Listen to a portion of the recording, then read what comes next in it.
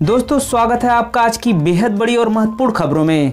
दोस्तों आपको बता दें आज की बड़ी खबरों में जी हां, सरकार का बड़ा फैसला कोरोना वायरस को लेकर। इसके अलावा आपको बता दें मोदी जी ने आज संपूर्ण भारत के लिए लॉकडाउन को लेकर कई अहम फैसले लिए हैं। इसके अलावा आपको बता दें अब सीबीएसई बोर्ड की बची हुई परीक्षाएं जल्द ही होंगी और अब आपको दूसरे सेंटर पर नहीं जाना होगा। इसके अलावा आपको बता दें हमारे देश के लिए एक बड़ी खुशखबरी है क्योंकि रेलवे ने मेक इन इंडिया के तहत सबसे शक्तिशाली इंजन बना लिया है। जी हाँ, इसके अलावा आपको बता दें भारत में कोरोना से मिलता जुलता एक नया बीमारी फैल रहा है। जी हाँ, जानेंगे सभी खबरें विस्तार से। तो दोस्तों आज हम आपको इस वीडियो में इन्हीं सभी महत्वपूर्ण खबरों के बारे में बताने वाले हैं, तो वीडियो को ध्यान से आखिर तक देखते रहिए ताकि आपसे कोई भी जानकारी मिस ना हो। तो दोस्तों आगे बढ़ने से पहले एक लाइक कर दीजिए। चलिए जान लेते हैं चीनी बीमारी की आज की ताजा अपडेट के बारे में। आपको बता दें भारत में संक्रमित मरीजों की संख्या लगातार बढ़ती जा रही है और यह संख्या 1,07,000 के ऊपर पहुंच चुका है, जिसमें से 42,298 लोग ठीक होकर अपने घर जा चुके हैं और 3,303 लोगों की मृत्यु हो चुकी है। इसी के साथ बढ़ते इस वक्त की अगली बड़ी खबर की ओर।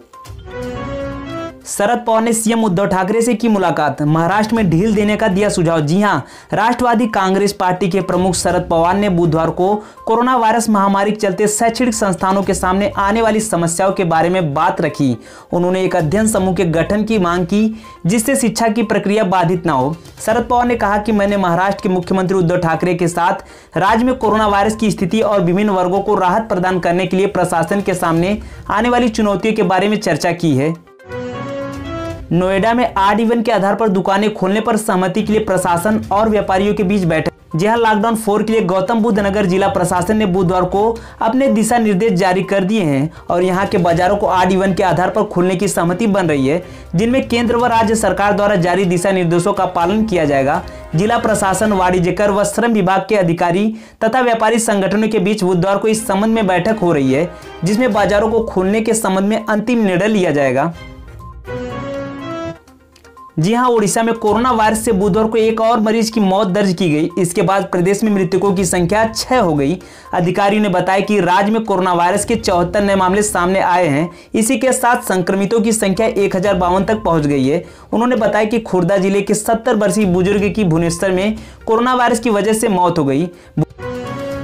तबलगी मुखिया साथ पर टिप्पणी से नाराज मुसलमानों ने भाजपा नेता को पीटा, उठक बैठक कराई। जी हां, तबलगी मुखिया मौलाना साद के खिलाफ टिप्पणी से खपा मुसलमानों की तालिबानी पंचायत ने पहले भारतीय जनता पार्टी के नेता से कान पकड़कर उठक बैठक कराई। इसके बाद घटना का विरोध करने पर दबंगों ने अगले दिन बीजेपी नेता के समर्थकों को पीटा भी और दहशत फैलाई। यह घटना बिहार के नालंदा जिले के अस्थवा प्रखंड के गिलानी पंचायत की है।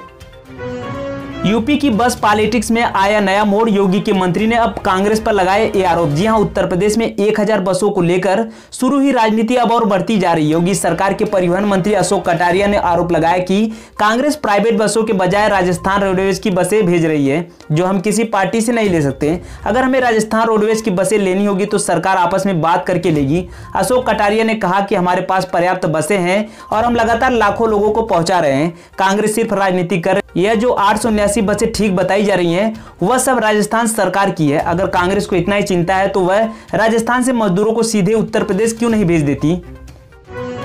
अम्फान 200 किलोमीटर की रफ्तार से बढ़ रहा, आगे अलर्ट जारी। जी हां, एक तरफ पूरी दुनिया में कोरोना ने कहर मचा रखा है तो वहीं दूसरी तरफ भारत में इस सदी का पहला सुपर साइक्लोन अम्फान तबाही मचाने के लिए समुद्र तट से टकराएगा। इसके लिए मौसम विभाग ने पश्चिम बंगाल और उड़ीसा के कई इलाकों के लिए अलर्ट जारी किया है। बता दें कि अब तक का सबसे भयानक सुपर साइक्लोन अम्फान के आज पश्चिम बंगाल के तट पर टकराने की संभावना है। इस दौरान इसकी रफ्तार 155 से 185 किलोमीटर प्रति घंटे की हो सकती है। तेज हवाएं चलने और भारी बारिश का अनुमान भी है। रेलवे को बड़ी कामयाबी, मेक इन इंडिया की तर्ज पर हुआ तैयार सबसे शक्तिशाली इंजन। जी हां, भारतीय रेलवे को एक बड़ी कामयाबी हाथ लगी है। दरअसल रेलवे ने 12,000 एचपी का अपना सबसे शक्तिशाली मेक इन इंडिया इंजन सफलतापूर्वक चलाया है। स्वदेश में ही ज्यादा हार्स पावर का इंजन बनाने वाला भारत दुनिया का 6ठा देश बन गया है। भारत अब ऐसा करने वाले देशों के प्रतिष्ठित क्लब में शामिल हो गया है। भारत में कोरोना से मिलती जुलती रहस्यमय बीमारी ने दी दस्तक, डब्ल्यूएचओ ने जारी किया अलर्ट। जी हां, कोरोना संक्रमण के बीच भारत में अमेरिका और यूरोपीय देशों की एक रहस्यमय बीमारी ने दस्तक दी है। इस दुर्लभ बीमारी के लक्षण चेन्नई में 8 साल के बच्चे में दिखे। विश्व स्वास्थ्य संगठन ने इसे लेकर अलर्ट जारी किया है। डॉक्टरों ने बताया कि इस बीमारी की वजह से बच्चे के पूरे शरीर में सूजन आ गई है और शरीर पर लाल चकत्ते पड़ गए हैं। कोरोना वायरस जैसे लक्षण भी दिख रहा है। बिना मास्क के निकले तो खैर नहीं, भरना पड़ेगा इतना जुर्माना। जी हाँ, कोरोना महामारी से बचने के लिए मास्क लगाना जरूरी है और मास्क न लगाने वालों की खैर नहीं। कोरोना महामारी से बचने के लिए सरकार ने हर व्यक्ति को मास्क लगाना अनिवार्य कर दिया, चाहे वो बाजार निकला हो या दुकान पर, यानी बिना मास्क के पकड़े जाने पर जुर्माना लगेगा और इसकी शुरुआत भी हो चुकी है। दिल्ली में खुल सकेंगी शराब की निजी दुकानें, ऑड इवन फार्मूला होगा लागू। जी हां, लॉकडाउन 4 के तहत दिल्ली में शराब की दुकानों को खोलने पर भी रियायत दी है। सरकारी के अलावा निजी शराब शॉप्स भी खुल सकेंगी, इसके लिए ऑड इवन फार्मूला लागू किया जाएगा। इतना ही नहीं, दिल्ली सरकार ने शराब की बिक्री का समय भी तय किया है।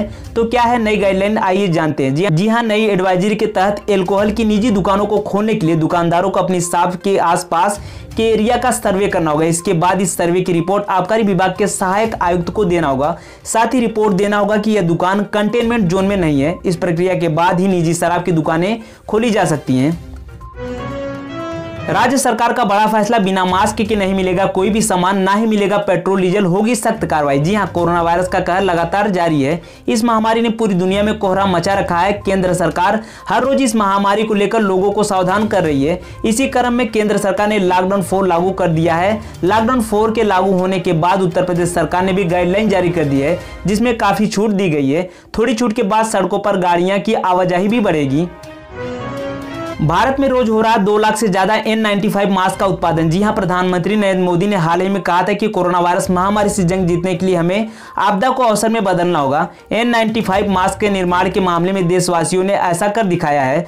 अब देश में N95 मास्क का उत्पादन जोरों पर है। मास्क बनाने वाली कंपनियां अपनी क्षमता से 50% अधिक उत्पादन कर रही हैं। अब हर रोज 2 लाख से ज्यादा मास्क का निर्माण भारत में हो रहा है।